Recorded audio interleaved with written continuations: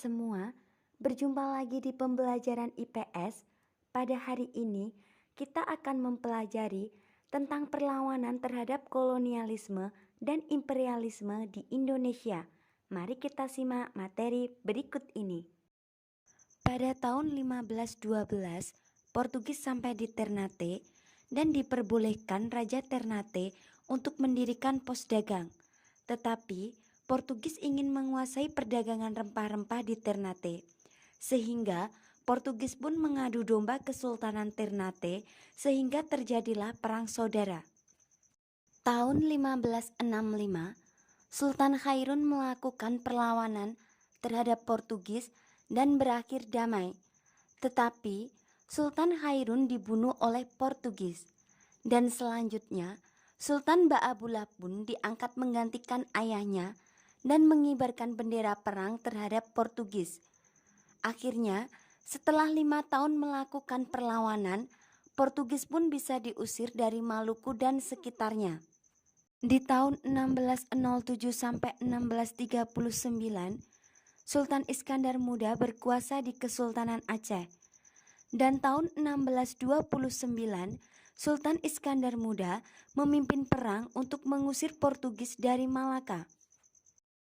Pada tahun 1666, meletuslah Perang Makassar di Sulawesi yang dipimpin oleh Sultan Hasanuddin, yaitu sang ayam jantan dari timur.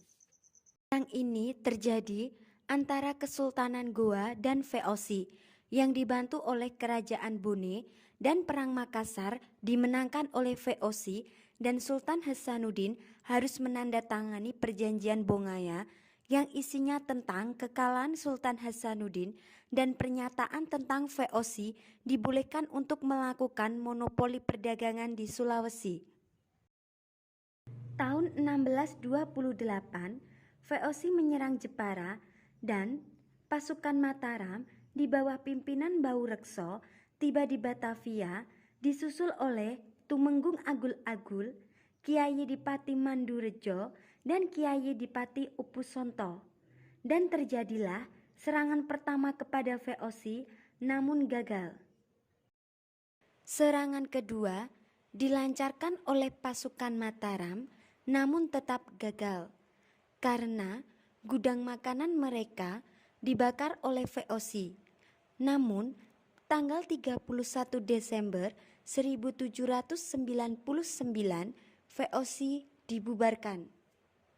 Tahun 1817 di Ambon terjadilah Perang Saparua yang dipimpin oleh Patimura untuk melawan pemerintahan Hindia Belanda. Selama perang, rakyat Ambon mengepung benteng Belanda dan Belanda meminta bantuan dari Batavia dan akhirnya Patimura pun kalah. Selanjutnya Perang Padri pun terjadi di Aceh, yaitu perang antara kaum Padri atau ulama dan kaum adat. Pada awalnya, ulama dari kaum Padri mengajak kaum adat untuk meninggalkan kebiasaan buruk mereka untuk memurnikan ajaran Islam. Namun, kaum adat menolak dan akhirnya terjadi perselisihan.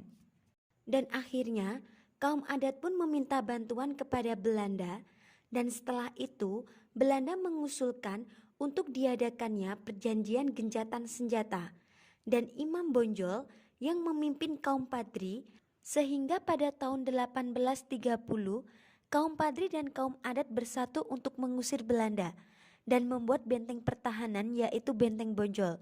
Dan pada akhirnya Belanda pun menyerang benteng tersebut sehingga pada tahun 1873 Benteng Bonjol jatuh ke tangan Belanda. Belanda pun memberikan undangan kepada Imam Bonjol untuk melakukan perundingan. Tetapi Belanda pun berkhianat dan akhirnya membunuh Imam Bonjol. Terjadinya perseteruan antara Belanda dan Keraton Yogyakarta dimulai dari pemerintahan Dendels. Pada tahun 1825, Belanda memasang patok jalan yang melewati tanah leluhur dari Pangeran Diponegoro yang berada di Tegalrejo. Dan akhirnya terjadi perseteruan antara rakyat Jawa dengan Belanda yang dipimpin oleh Pangeran Diponegoro. Dan ketika perang, Belanda pun menerapkan sistem benteng stelsel yang mengakibatkan Pangeran Diponegoro pun kalah. 1873, Belanda menyatakan perang terhadap Aceh, dan Belanda pun membakar Masjid Baitur Rahman yang saat itu menjadi benteng pertahanan rakyat Aceh. Dan dalam perang tersebut, Jenderal Kohler pun terbunuh dan siasat benteng Stelsel dari Belanda gagal.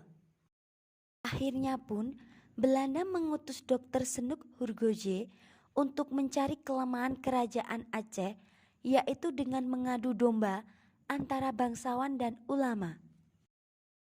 Pada akhirnya tahun 1898, Kesultanan Aceh terdesak dan pindah ke Mulabo, dan terjadilah perlawanan dari masyarakat Aceh yang dipimpin oleh Tengku Umar dan akhirnya gagal.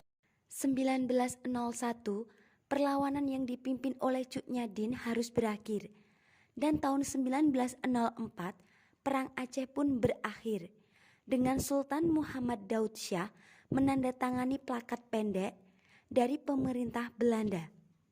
Pada tahun 1878 terjadilah perang antara Belanda dan Kerajaan Batak karena Belanda ingin menguasai seluruh Kerajaan Batak.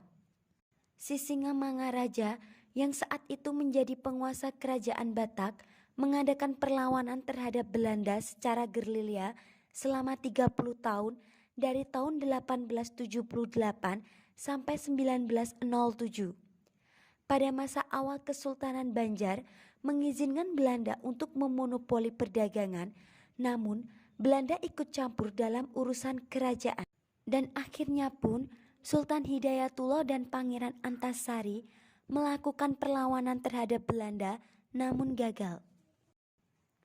Selanjutnya Kerajaan Buleleng di Bali yang mempunyai sebuah peraturan yaitu hak tawan karang yang memicu terjadinya peperangan dengan Belanda karena Belanda menuntut kembali kapal mereka yang disita oleh kerajaan. Hak tawan karang yaitu hak yang dimiliki oleh Kerajaan Bali untuk merampas sebuah muatan dan penumpang kapal asing yang karam di perairan Bali. Dan akhirnya I Gusti Ketut Jelantik memimpin peperangan yang disebut sebagai Perang Puputan, yaitu perang suci sampai tetes darah penghabisan. Dan akhirnya tahun 1849 Belanda berhasil merebut benteng Jagaraga dan melanjutkan ekspansinya. Tahun 1906 seluruh kerajaan di Bali berada di bawah kekuasaan Belanda.